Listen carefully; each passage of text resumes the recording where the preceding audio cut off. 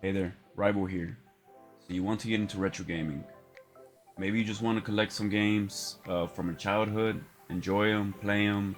Maybe you just want to actually start collecting video games in general, retro, modern, and grow your collection. Well, I'm gonna give you some hints on how to do that, the best way to do that. These are just hints that I wish I knew back when I started collecting. Which was around 2012, maybe 2011. Honestly, I don't remember. These are just some things that I wish I knew when I started collecting because I've made some mistakes in the very beginning. I've learned from those mistakes, and luckily, I've met some great people in the retro gaming community that helped me through those little mistakes. So, that's one thing I want to quickly mention, which I'll mention later on in another video. I'm hoping to do just a handful of videos on some topics, on some hints and some advice that I would have loved to hear in the very beginning when I started collecting or just buying retro video games in general, or just video games in general. Just take your time. Whatever your focus is on, retro, modern, take your time. Don't rush into it. One of the biggest mistakes that I made in the very beginning was rushing into it. I was buying everything. Just, I didn't care if it was cheap, expensive. I bought everything. That you could really put yourself in some serious debt. You don't want that. Don't rush into it. Buy buy what makes you happy. Buy games that you remember playing with your siblings, with your friends, with yourself. I mean, buy a video game that you just remember having fun with. An example of that is right here, Pokemon Silver. I'm gonna use this as an example for another thing that I'm actually gonna talk about, but let's use it right now. Pokemon Silver, Pokemon games in general. My brother and I started playing Pokemon when I think we got lucky and we found Pokemon Red and Blue and Yellow at a garage sale. That was very lucky, and we found it cheap. We were also lucky enough to get Pokemon Silver and Gold, which is those two games. The other one's up there somewhere. We got them through a charity that was getting kids around the city or around our town Christmas presents, and we lucked out. We got Pokemon Gold, Pokemon Silver, and our first Game Boy Color, and I had the purple one, which is somewhere in my room. I'll have to look for it. Those games bring me joy because it reminds me of the time where we didn't have much and we were just lucky enough to have video games at the time. So when I see those games out in the wild, I buy them. I Those are games that I want to buy. I have them now, so I'm not gonna buy them if I see them out at conventions or stores. Whatever, because I already have them. But if I didn't have them, those would be the games that I would go for first. So that's my first piece of advice to you. Buy the games that bring you joy. For whatever reason, if it makes you smile, buy the game. Don't buy games that you think are gonna get people talking. Like when I started out collecting, I was buying up um, mostly rare games, expensive games, games that were costing at the time um, hundreds of dollars, thousands of dollars. I think I bought a few games that were over 2 grand, 3 grand. In my mind, I was thinking, well, I got this amazing thing that cost me over $1,000. I'm gonna go and post it online, and people are gonna be like, "Whoa, that's awesome!" and I'm gonna get some attention for that. Don't do that. Don't be like me. There's so many people that do that, even to this day. Nobody cares. Nobody cares that you have a $1,000 game or a $10 game. People really just want to talk about games. Nobody cares that you have a Flintstones Dinosaur Peak or a QVC um, Maximum Carnage inbox, a little Samson on the NES. Buy what you like.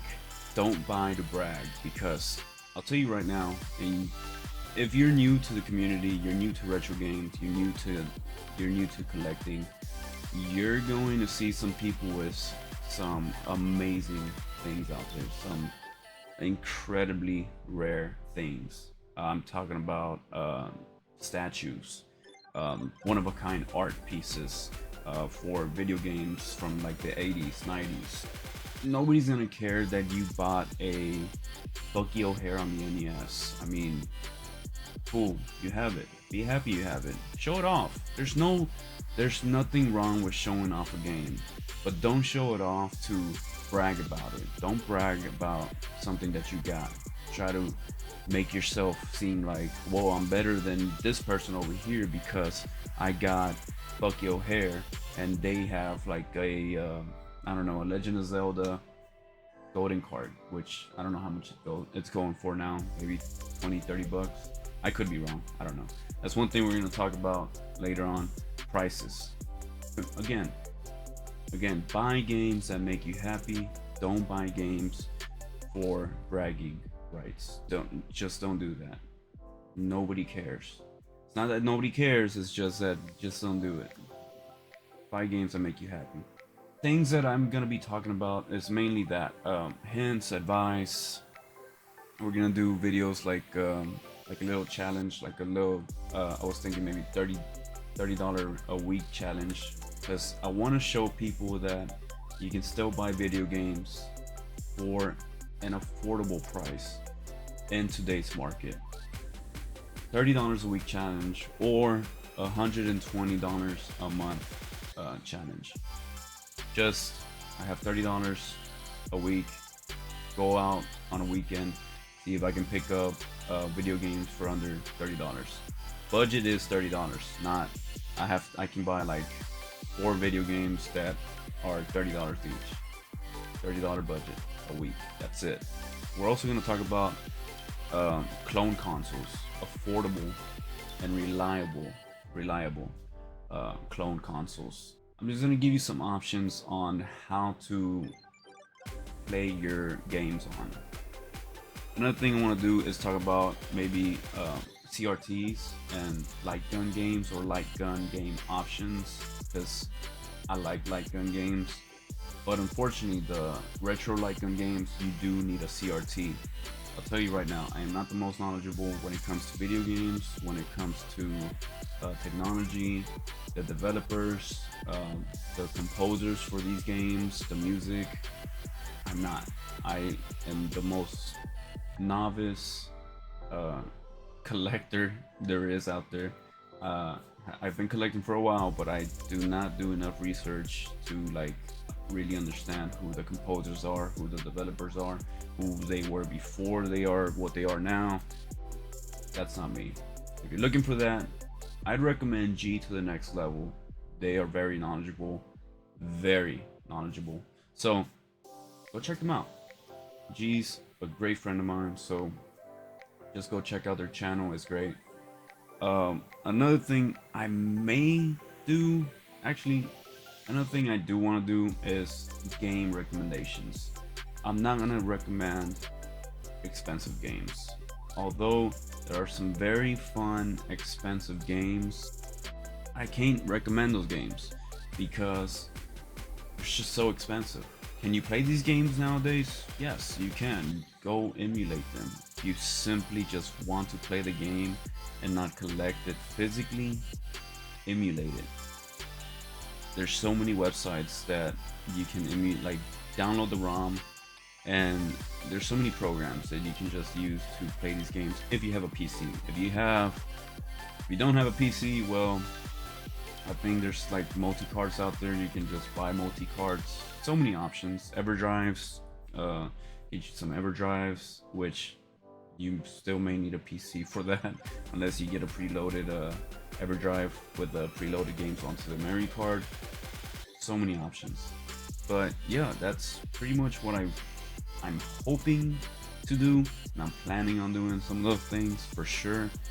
There's gonna be more videos. I'm hoping to do a handful of them, like really explain on what to do, what not to do, what to watch out for. When you're getting into retro gaming, into collecting, buying, selling, trading, there's so many things that can overwhelm somebody. And I was overwhelmed in the very beginning. So I'm gonna do my best to help you out. If that's something you want to check out and look forward to, go ahead and subscribe. I appreciate any support that y'all give me, and yeah, hopefully y'all enjoy this little video. I'll see y'all.